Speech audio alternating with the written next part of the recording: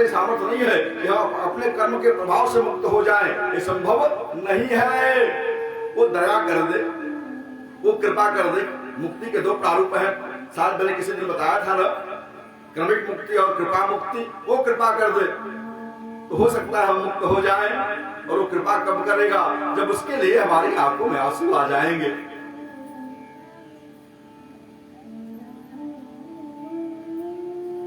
भागवत का दर्शन है समझना, ये भागवत प्रेम सिखाता है। और कुछ हो पाए तुम्हारे जीवन में, चाहे न हो पाए, लेकिन परमात्मा के प्रति यदि प्रेम तुम्हारे जीवन में है तो समझ लेना सब प्राप्त कर लिया तुमने। और यदि प्रेम तुम्हारे जीवन में न आया ना, सब बेकार है। 16,108 प्राणियां हैं, सबके साथ एक साथ विहार करता है, एक साथ सबके साथ रहता है कन्हैया। और हर नारी से, हर पत्नी से 10-10 बेटे और 1-1 कन्याएं हुई।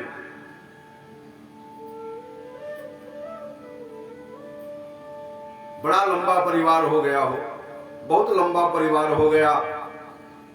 रानियों में आपस में द्वंद्व है। कन्हैया हमसे ज्यादा, हम द्वारकाधीश से ज्यादा प्रेम करती हैं, वो सोचती है कि हम ज्यादा प्रेम करती हैं, हम ज्यादा प्रेम करती हैं, हम ज्यादा प्रेम करती हैं। आपसी द्वंद्व है। देखो भजन करो, लेकिन भजन में प्रतिस्पर्धा नहीं होनी चाहिए। हम भगवान की ज्यादा उपासना करते हैं, ये मन में भावना नहीं आनी चाहिए। प्रेम का तो प्रारूप ही अलग है, भक्ति का प्रारूप ही अलग है। भजन कर, मैंने संभवतः मैंने किसी दिन आप लोगों से कहा था, अगर भगवान का भजन करना चाहते हो, भगवान से कोई एक संबंध जोड़ लो, मजा आ जाएगा, प्रेम बढ़ जाएगा। और बिना संबंध जोड़े यदि सोचो कि तुम प्रेम कर पाओगे, असंभव है। बिना संबंध जोड़े सोचो भक्ति कर पाओ, अरे यार प्रेम और भक्ति दोनों एक ही है, एक ही है, अलग नहीं है। यदि प्रेम हो गया तो समझ लो परमात्मा मिल गया। लेकिन प्रेम होना कैसा चाहिए? प्रेम कहते किसे है?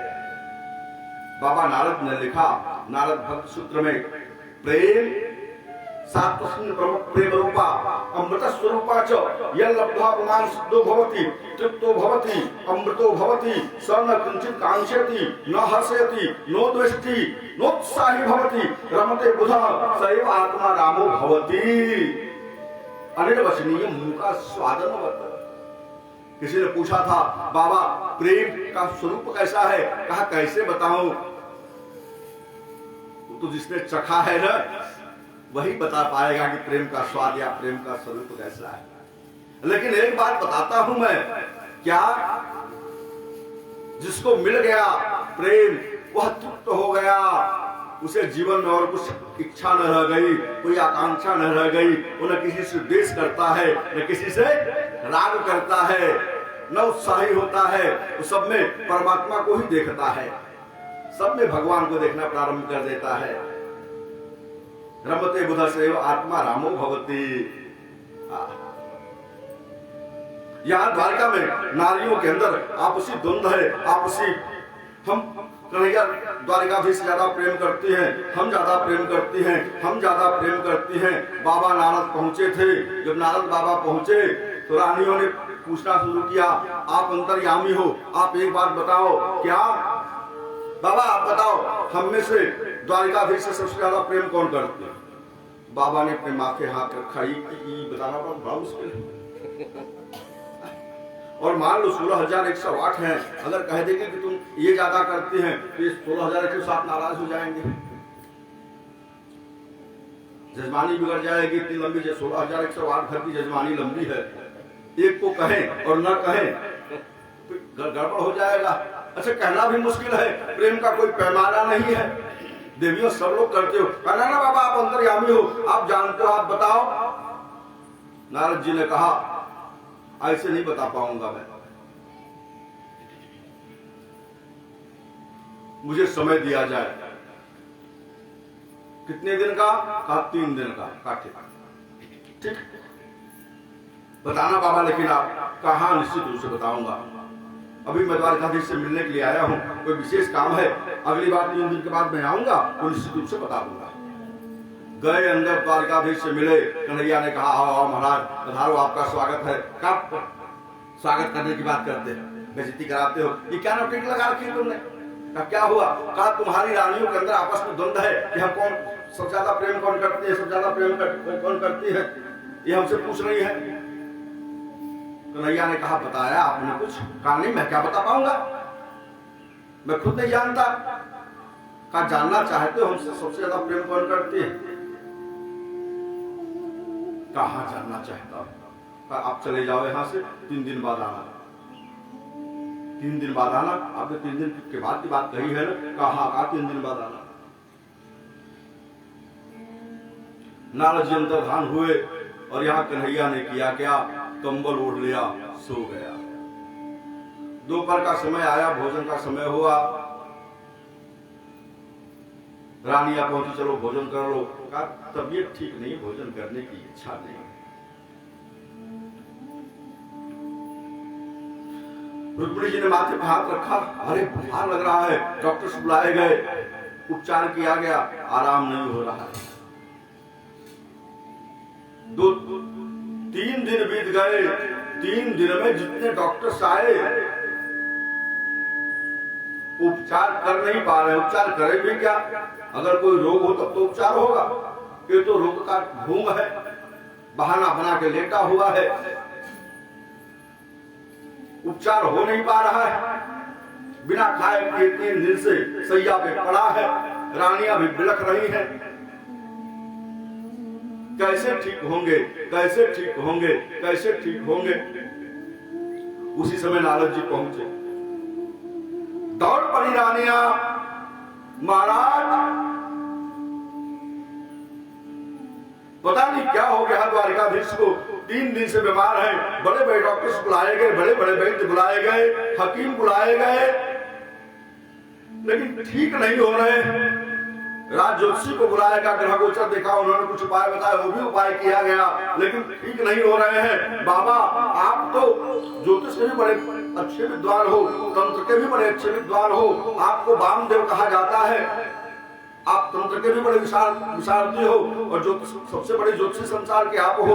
आप जरा बताओ बाबा क्या हुआ है, द्वारिकाधीश को ठीक क्यों नहीं हो रहे हैं? 3 दिन से बिना खाए पिए पड़े हैं। बाबा ने सुना, नारद जी ने कहा देवियों ऐसे कैसे बताऊं, पहले जाके रोगी को देखूं, रोगी को देख लूंगा तब तो बता पाऊंगा। गए अंदर, रानियां भी साथ में जाने लगी, मना किया कि आप लोग बाहर प्रतीक्षा करो, हम अंदर देख के तो आपको बताते हैं। गए, दरवाजे को बंद किया और जोर से चिल्लाने लगे, ये क्या बना रखी तुमने, ये क्या नाटक किया होगा? कन्हैया ने धीरे से कहा, जोर से मत बोलो, धीरे बोलो बाबा।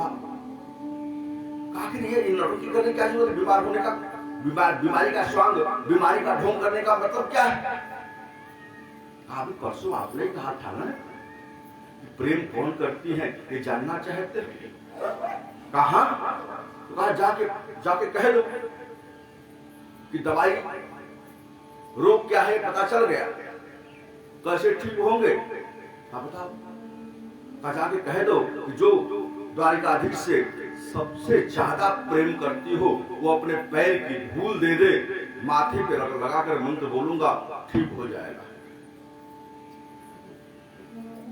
जो द्वारिकाधीश से सबसे ज्यादा प्रेम करती हो वो अपने पैर की धूल दे दे, माथे पर लगा करके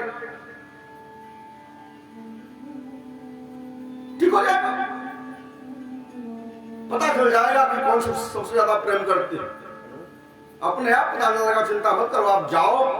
गए, दरवाजा खोला, रानियां दौड़ पड़ी, महाराज कुछ पता चला? कहा हाँ देवी पता चला। कहा महाराज उपचार करो ना, उपाय करो, उपचार करो, जो भी समाधान हो करो आप महाराज, जो भी खर्च लगेगा हम देने के लिए तैयार हैं।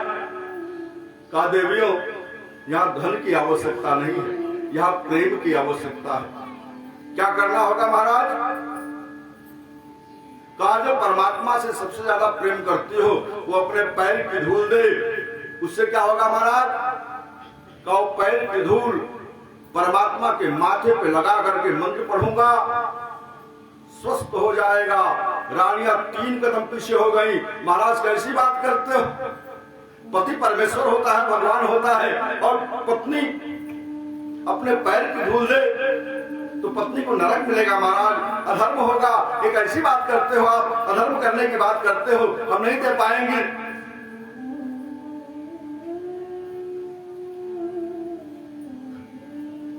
रुक्मिणी जी की तरफ देखा, रुक्मिणी जी भी आंखों को झुका लिया, सर को झुका लिया। महाराज असमर्थ हैं, धर्म विरुद्ध कार्य हम नहीं कर पाएंगे। परमात्मा के सर पे अपने पैर की धूल लगाना ये धर्म के विरुद्ध है, ये कर नहीं पाएंगे हम। फिर गए, क्या हुआ? किसी ने पैर की धूल दी, काना नहीं पता चला कौन आपसे सबसे ज्यादा प्रेम करता है। क्या प्रेम देखना चाहते हो? प्रेम देखना चाहते हो? हाँ, चले जाओ वृंदावन, पता चल जाएगा प्रेम क्या है, कौन सबसे ज्यादा प्रेम करते, सबसे ज्यादा प्रेम कौन करता है, अपने आप पता चल जाएगा। बाबा नारद वहां से वृंदावन पहुंचे, और जब वृंदावन पहुंचे ना तो वृंदावन की स्थिति ही बड़ी विचित्र थी। वृंदावन में कोई एक दूसरे से बात नहीं कर रहा था। जिस दिन से मधुसूदन कन्हैया गया था ना कि परसों आऊंगा, ऐसा करके गया, और वर्षों बीत गए, लौट करके नहीं आया। कन्हैया की याद में ही सब लोग जड़वत होकर के बैठे रहा करते थे।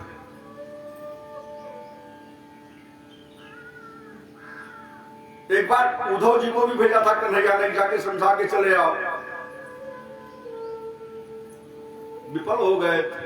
जानते हो उद्धव जी ने पूछा था बाबा नंद के घर का रास्ता, देखो वहां कोई किसी से बात नहीं करता, सब आके गड़ा करके पागलों की तरह बैठे रहते।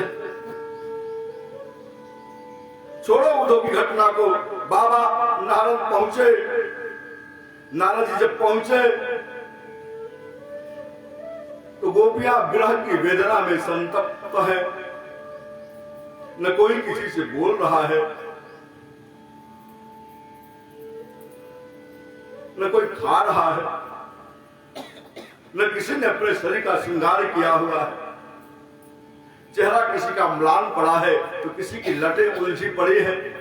कोई बैठी है तो बैठी ही है, कोई बैठा है तो बैठा ही है, कोई हक्का बक्का है तो हक्का बक्का ही है। ज्यों का त्यों मानो पत्थर की मूर्तियां हो, ऐसे सब पड़े हैं।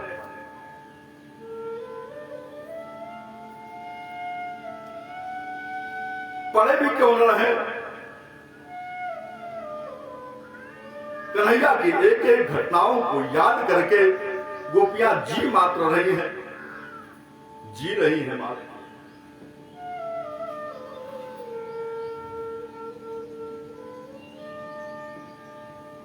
बाबा नारद पहुंचे थे, किसी ने देखा ही नहीं। जोर से नारायण नारायण का उद्घोष किया, तंद्रा भंग हुई। जब तंद्रा भंग हुई, 2-3 गोपियों ने दौड़ करके नारद जी को प्रणाम किया। प्रणाम किया नारद जी को, बाबा धन्यवाद हमारे हैं जो आप पधारे। हमने सुना है संतों का दर्शन होने के बाद प्रियतम भगवान का दर्शन हो जाता है। आप तो संसार के सबसे बड़े संत हो, आपके दर्शन मात्र से अब हमें विश्वास है कि हमारा कन्हैया हमें मिल जाएगा।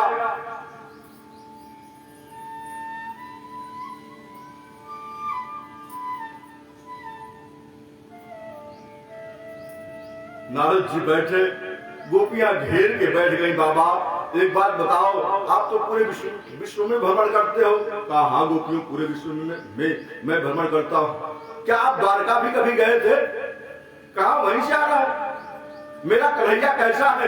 अरे गोपियों, वो तुम्हारा कन्हैया छोटा सा कन्हैया नहीं रह गया है, पूरे भूमंडल का राजा है, संसार का सबसे बड़ा चक्रवर्ती सम्राट है, द्वारिकाधीश है, क्या होगा द्वारिकाधीश, लेकिन कैसा है का क्या बताऊं गोपियों, बहुत बीमार चल रहा है।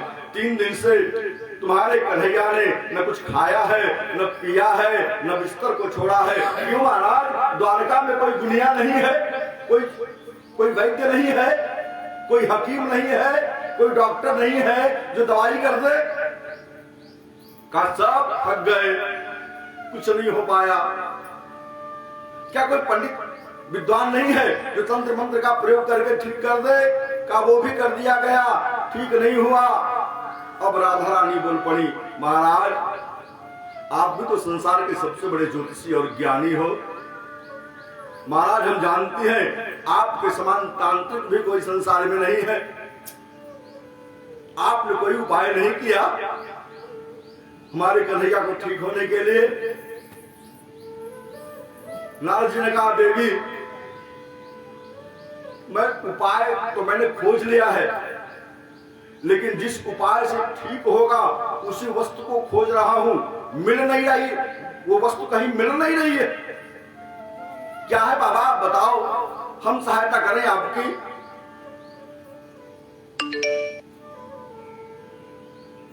नारद जी ने कहा, देवियों गोपियों,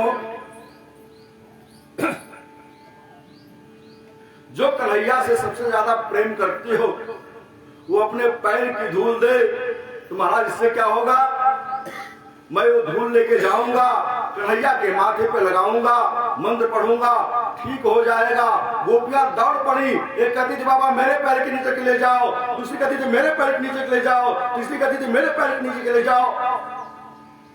नारद जी ने कहा, गोपियों तुमको समझ में नहीं आ रहा है, परमात्मा के सर पे अपने पैर की धूल रखोगी नरक मिलेगा। गोपियों ने कहा, महाराज अगर हमारे नरक जाने से परमात्मा ठीक हो जाता है, मेरा कन्हैया ठीक हो जाता है, तो हम एक बार नहीं 1000 बार नरक जाने के लिए तैयार है, 1000 बार नरक जाने के लिए तैयार। ये है प्रेम, इसे कहेंगे प्रेम।